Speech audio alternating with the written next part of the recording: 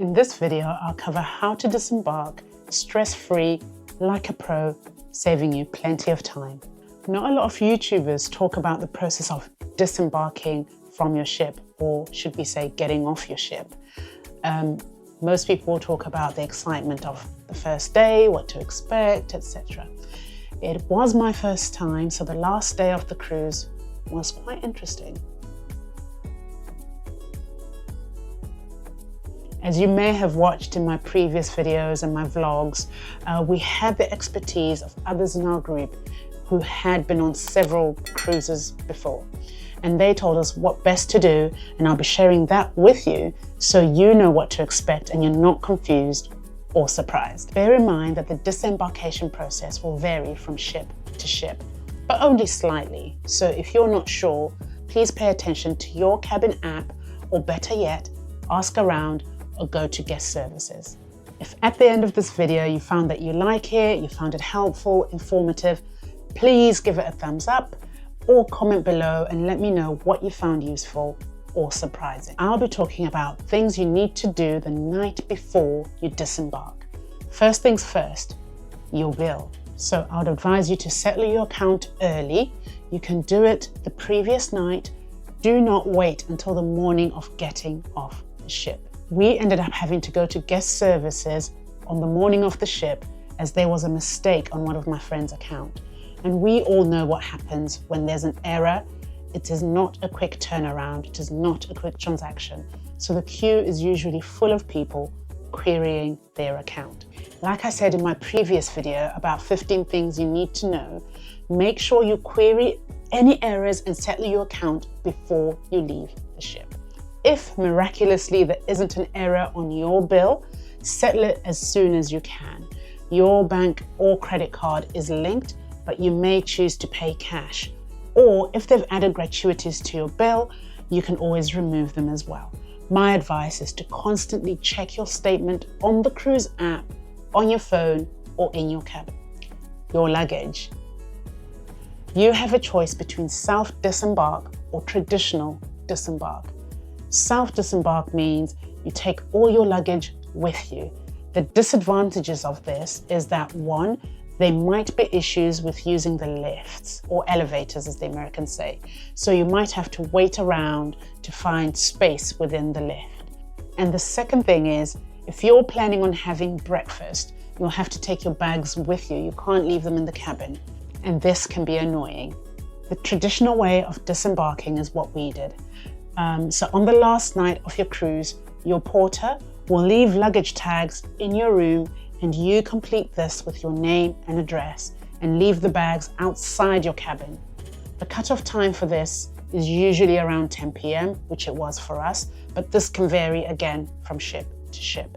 You take note of the number on your label. In our case, it was number 14, and that's the area you'll collect your bag from once you get off the ship. Getting up. This may sound obvious, but set an alarm and make sure your phone is in the correct time zone. If you're a person who likes to lie in, like myself, this morning is not the time to dilly-dally. Depending on the cruise, they will usually want you out of the cabin between 6:30 a.m. and 8 a.m. But I will say, if you forget to set your alarm, on the MSC Virtuosa, they are constantly speaking through the tannoy with various notifications. As per the departure schedule, where further announcements will be made once you may proceed to your designated meeting point. And it is really loud, so it will be very difficult to continue sleeping, to be honest. Disembark time. You do not get a chance to choose the time you want to disembark. It is usually allocated the previous evening. Our time was 10 a.m. Allocating times just means that there's no sudden rush or influx of people trying to get off at the same time. So just be mindful of this.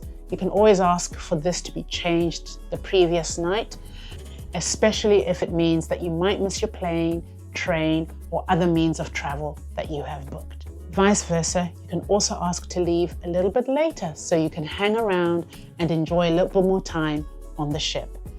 This also means that you're not hanging around on the terminal, but you're more comfortable on the ship until your time to disembark. Your photos. This one's a quick one. Just make sure you buy your photos before the last day because it can get busy. Your passport. Don't forget to keep your passport and other ID near you.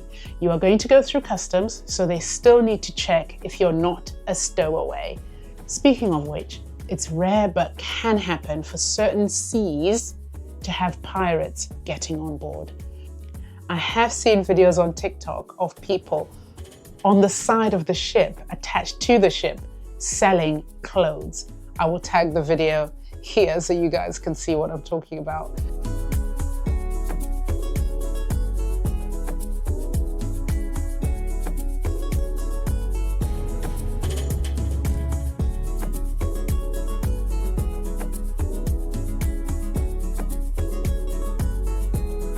They are not necessarily pirates, but you can see how a pirate can get on the ship.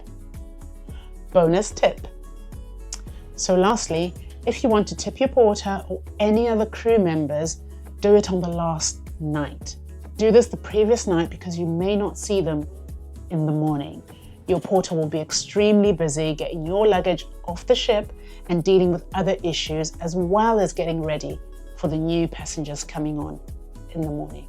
It is also advised to get details of people you meet that you would like to stay in touch with. Do it the previous night and swap your contact details then.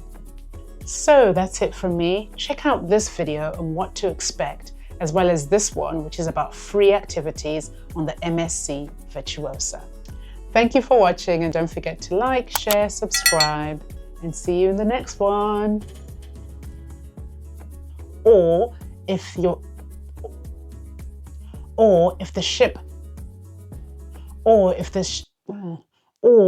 they've added these are not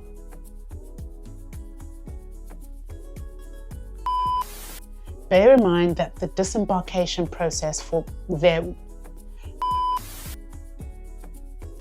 I've on TikTok I've seen